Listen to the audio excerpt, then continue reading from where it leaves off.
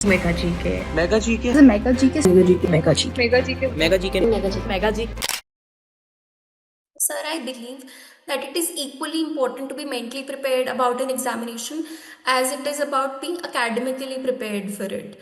क्योंकि if you are not mentally prepared, आप academics को अकेले लेकर कुछ कर नहीं सकते हो। अगर आपका यहाँ माइंडसेट खराब हो गया, सो वहाँ पे आपका दिमाग फंक्शन ही नहीं करेगा। Mega GK has been the core of my preparation, academically भी और माइंडसेट वाइज भी। जो मेगा जीके एक बहुत इंपॉर्टेंट रोल प्ले करता है, जो कि बहुत कम जगहों पे है, फिर it is very rare to find, is कि we are not judged on the basis of कि हमारी रैंक क्या आई है, हमारा मॉक स्कोर। मतलब this is the value system that mega GK carries. कैसी है बेटा? बहुत बढ़िया हूँ सर। बहुत बढ़िया। बड़ा लेट शेड्यूल हुआ इंटरव्यू, बट ये वो सपना है जो तूने देखा था लास्ट ईयर भी। ये वो सपना है जो लास्ट ईयर देखने के बाद में तब उतनी अच्छी सफलता हासिल नहीं हुई थी, और उसके बाद हमने पढ़ाई करी, और उसके बाद इस साल वो सफलता हासिल हुई। क्या रैंक आई है अनुष्का क्लैट और एलिट के अंदर? Sir, I got all India rank 184 in CLAT and 1440 in elite. 184 मतलब कौन सा कॉलेज मिल रहा है? फिर आइदर नालसार और एनएलयू जोधपुर। बहुत ही शानदार, बहुत ही शानदार है ना। और 184 पे बहुत आराम से नालसार मिल सकता है ना। बहुत ही बढ़िया। कैसा फील हो रहा है? सर, मतलब जब रिजल्ट आया था, it was like a very overwhelming feeling. मतलब जो हम पूरे साल से वी वर इनटू, मैंने आपको एक बार फोन भी किया था, I think in October I called you hmm. कि सर मतलब ओवर 1 लाख स्टूडेंट्स है, मेरा कैसे होगा। मतलब मैं तो टॉप 2000 में भी आऊंगी कि नहीं, आई एम नॉट श्योर मेरा होगा कि नहीं। बिल्कुल बट बिल्कुल। देन मतलब फिर हमने दोबारा we stood up and I continued preparing well. और फिर उसके बाद जब भी रैंक आई, so I was very happy. बहुत ही शानदार, बहुत ही शानदार। और केवल एक बार नहीं, जहां तक मुझे याद है, न जाने कितनी बार हम लोगों ने फोन पे बात करी है पूरे साल के अंदर। ना जाने कितनी बार हमारा फोन पे डिस्कशन हुआ है। ना जाने कितनी बार अनुष्का ने अपने ऊपर से भरोसा खोया है, और ना जाने कितनी बार उस भरोसे को वापस लाया गया है। Yes sir. है ना? तो अनुष्का, जर्नी बताओ, थोड़ा सा अपनी बताओ, कब शुरू करी थी तैयारी, किस साल, और उसके बाद पहला अटेम्प्ट कैसा रहा था, उसके बाद पूरी कहानी समझाओ। So sir, I started preparing in September 2022 and then उसके बाद I give CLAT 2024 and I join mega GK in I think June 2023. हाँ, I was बिल्कुल ठीक। preparing with Mega GK when I was giving my first attempt as well. Hmm. But मैं मतलब उतना well connected नहीं थी। मतलब I was not very connected to you और द अदर मेंटर्स। मतलब मैं बस के पॉइंट ऑफ व्यू से ही देख रही थी कि ठीक है, जीके पढ़ेंगे एंड देन वील सी। मतलब मैं I was in very much in that bubble कि मैं अपने आप सॉल्व कर लूंगी अपनी प्रॉब्लम्स को, कर लेंगे। एंड जब वो दिसंबर का मंथ आया, आई वॉज वेरी, मतलब वो इतनी ज्यादा मैं ओवरवेलम हो गई थी। मुझे I was not able to understand कि कब वो फीलिंग मेरे ऊपर इतनी ओवर पावर कर गई कि आई वॉज लाइक मेरे से तो होगा नहीं, नहीं होगा, नहीं होगा, नहीं होगा। एंड एंड के days, like everyone knows how crucial they are. तो उसके टाइम पे I was not mentally prepared for the exam. और फिर वो उसके मेरे को I was very anxious at that time.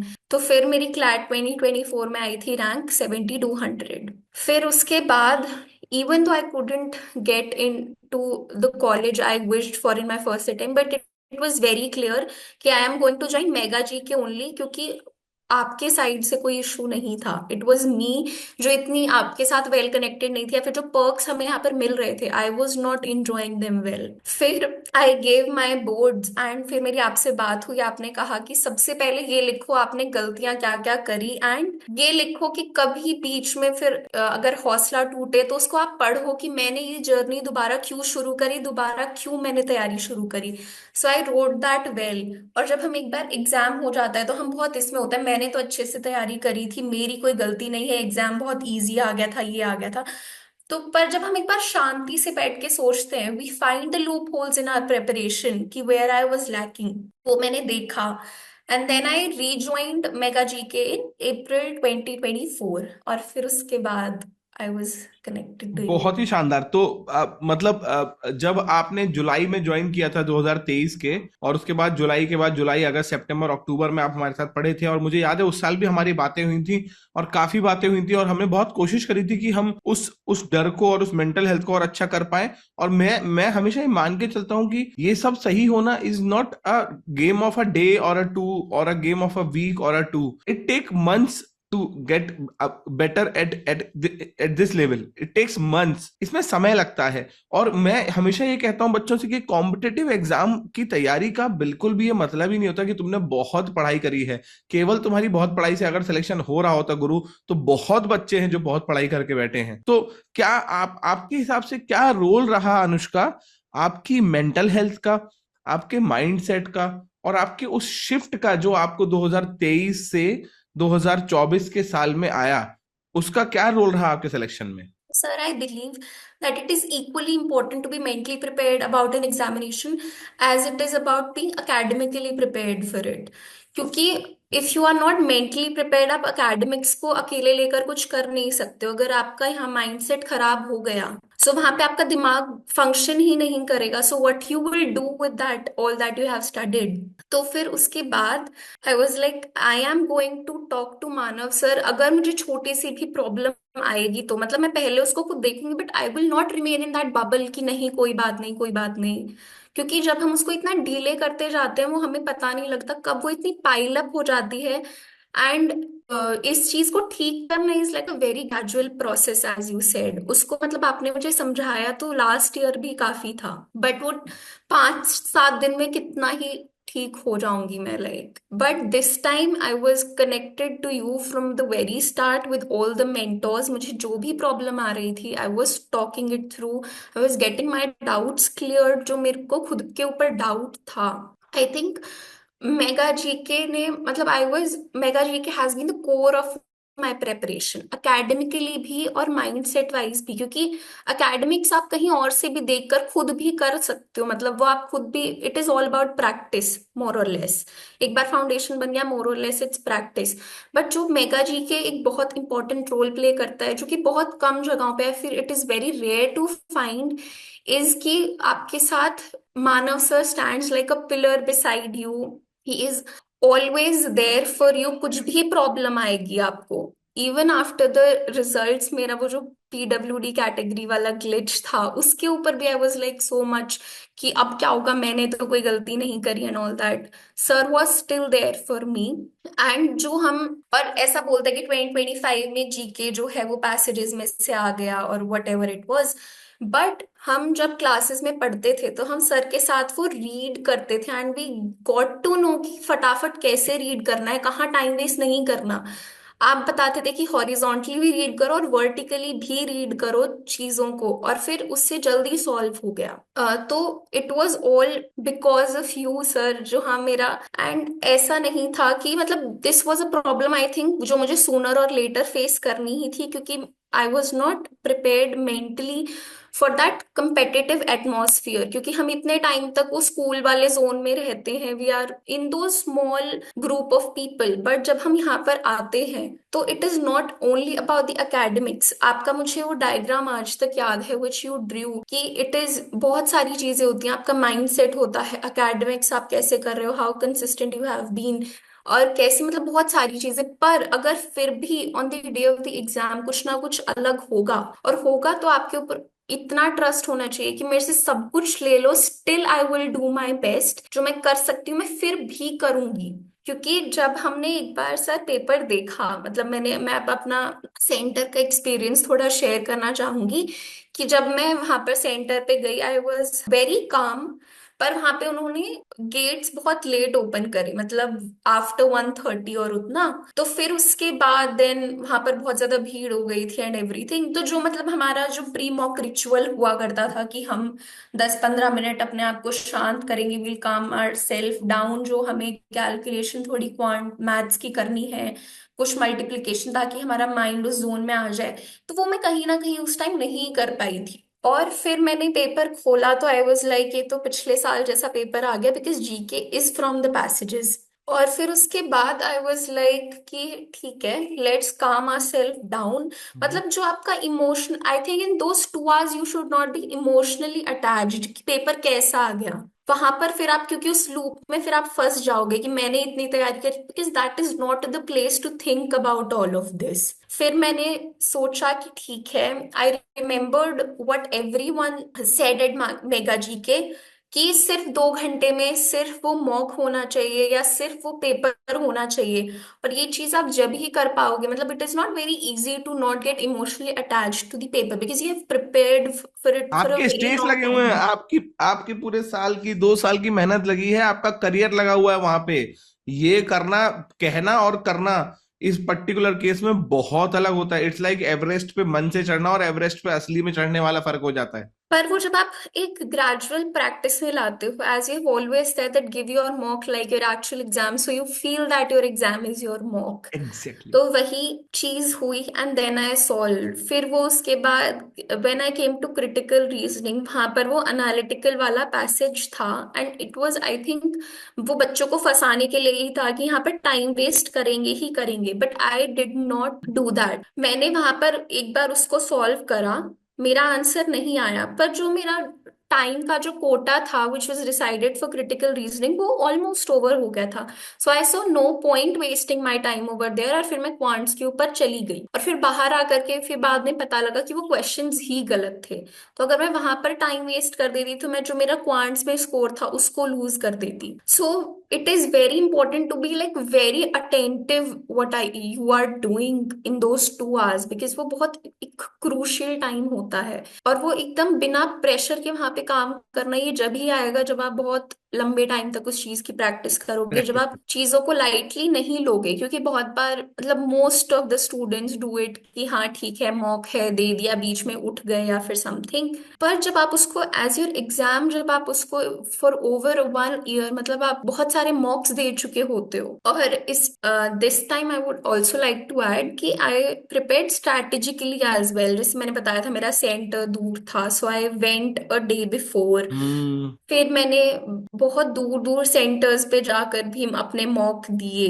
तो उस चीज का मुझे समझ में आ गया कि ठीक है, these are the problems that I am going to face. And अब मैं इसमें देखती हूँ कि मेरे कंट्रोल में क्या हो सकता है। One very important mantra that I followed this year was कि what is in my control. Last year I was very much in that look, paper में क्या आएगा, पेपर में क्या आएगा, but it is not something that is in my control. So this year every time I faced a problem I asked that question कि what is in my control, what can I do for making my situation better। and फिर उसके बाद I would not say it was a very easy journey, but it was like a good one with exactly. its lessons and everything, it was very good। तो अनुष्का, मतलब ये तो हुआ इस साल की पेपर की जर्नी की, पेपर में जाके हम अपने आप को संभाल पाए, सब कुछ हुआ। ऐसा ही कुछ पेपर लास्ट ईयर आया था और ऐसे ही कुछ अनुष्का लास्ट ईयर थी। तो वो मुझे लास्ट ईयर की जर्नी भी सुननी है, सो दैट जब कोई स्टूडेंट इसको देखे तो अगर उसकी बाई चांस इस साल की जर्नी ऐसी रही हो जो तुम्हारी लास्ट ईयर की जर्नी रही थी, तो उसको खुद पे वो भरोसा, उसको खुद पे वो यकीन लौट के आ पाए कि गुरु ऐसा नहीं है कि अगर मैं एक बार में नहीं कर पाया हूं तो मैं सीख नहीं सकता हूं, मैं अच्छा नहीं कर सकता हूं। एक सवाल मेरा ये है, और दूसरा सवाल मेरा बहुत जेन्युइन है, और वो है कि जितनी भी coaching out other than mega G K हैं, मैंने ये ट्रेंड हमेशा देखा है सारी कोचिंग्स में कि कोई बच्चा किसी भी एक कोचिंग से अगर पढ़ता है और पढ़ने के बाद उस कोचिंग से उसका सिलेक्शन नहीं हो पाता है, तो बच्चा किसी चीज पे भरोसा छोड़े ना छोड़े उस कोचिंग पे भरोसा छोड़ देता है कि यार इनसे पढ़ के मेरा सिलेक्शन नहीं हो पाया है और अब मैं इनसे आगे नहीं पढ़ूंगा। बट हमने हमारे केस में बहुत बार देखा है कि बच्चा अगर हमारे किसी स्टार्टिंग बैच में एडमिशन भी ले रहा होता है या मिडिल बैच में और उसका सिलेक्शन नहीं होता, तो अगली बार वो हमारे और हायर बैच में एडमिशन लेता है, क्योंकि उसको लगता है कि पता नहीं, या जो भी है क्या लगता है। और मैं बिल्कुल भी आपसे कोई शुगर कोटिंग या आपसे कोई भी वो नहीं चाहूंगा कि आप ऐसा कुछ भी बताएं। आप अपने मन से आपको, क्योंकि आप जानते हैं, देखिए हमारे सारे बच्चे और सारे व्यूअर्स जानते हैं कि हमारा कोई भी इंटरव्यू स्क्रिप्टेड हो ही नहीं पाता है, हमें पता ही नहीं होता हम क्या बात करने वाले हैं, मेरे पास कुछ नहीं होता है, मैं बस आता हूं और बात करता हूं।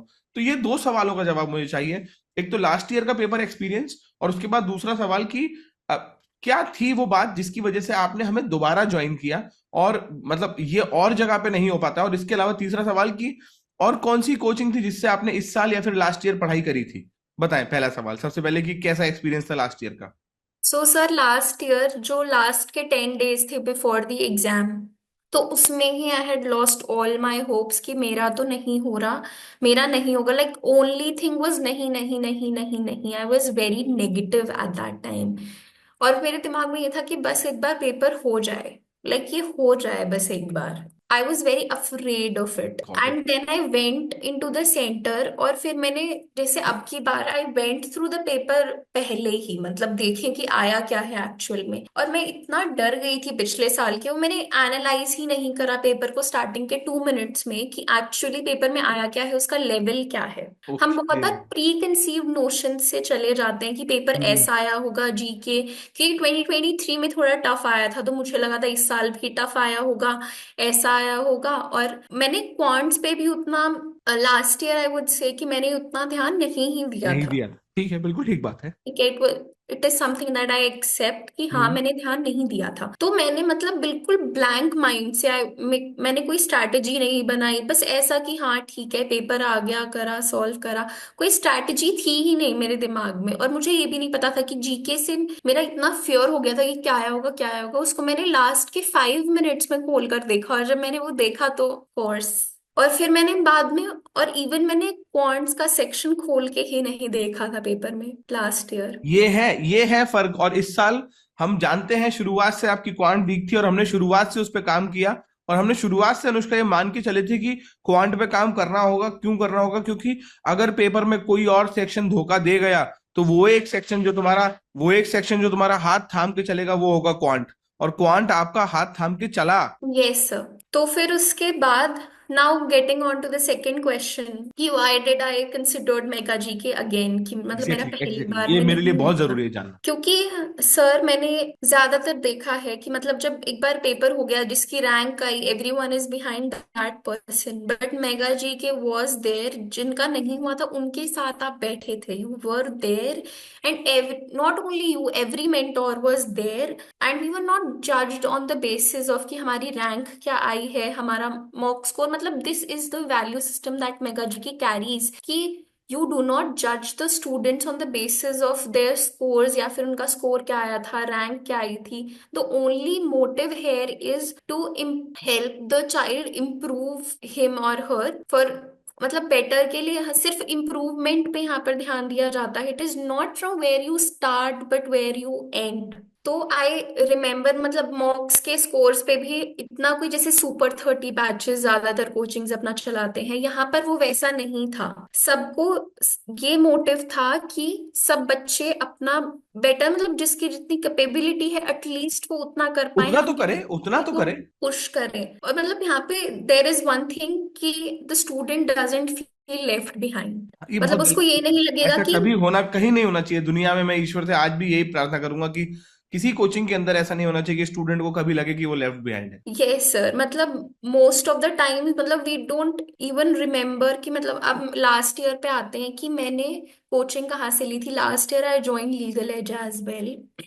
सो वहां पे आई वुड लाइक टू से कि जब तक, मतलब उनका पेपर से पहले ही देवर लाइक कि ठीक है you are getting good mock scores और ये वो, तो आप हमें अपना एडमिट कार्ड की डिटेल्स और ये सब। But this is not the case with Mega G K. यहाँ पर तो if the child doesn't want to put his और हर फोटो, कि हमें मत, हमारी फोटो मत पुट अप करो, तो वो भी नहीं होता है। मतलब जिनकी रैंक आई है उनके साथ भी ये नहीं होता है। और किसी बच्चे को इस बात पे जज नहीं किया जाता कि उसकी रैंक क्या आई। और आज भी ऐसा होता है। मतलब इट इज मोस्ट अबाउट कि कौन बच्चा कैसी जर्नी के थ्रू होकर के आया, उसमें पर्सनली इम्प्रूवमेंट क्या थी, वो उस पे ज्यादा ध्यान दिया जाता है। And that is the reason कि मैंने मेगा जीके को ज्वाइन करना सही समझा, only because of its value system. और आपने जब 2024 में कोचिंग ज्वाइन करी तो आपने केवल मेगा जी के ज्वाइन करा था कि कुछ और भी ज्वाइन किया था? सर मैंने मेगा जीके ज्वाइन करा था, एंड बस एक मैंने टेस्ट सीरीज ज्वाइन करी थी लीगल एज की। Like the core of my preparation was mega GK only. अच्छा, बहुत शानदार। नहीं, कोई हम लोगों को बोलने में कभी कोई समस्या ही नहीं आती है। हमारा कभी किसी के साथ ऐसा कोई कंपटीशन होता ही नहीं है कि हम बोलें कि नहीं आप नाम नहीं लेंगे किसी का। बिल्कुल, आपने मेगा जीके ज्वाइन किया था और लीगल एज की टेस्ट सीरीज ज्वाइन करी थी। यस ठीक है, बहुत शानदार। और बाकी फिर हम बाकी सारे सब्जेक्ट्स और सब कुछ आप हमारे यहाँ से पढ़ रहे थे क्योंकि यस। आप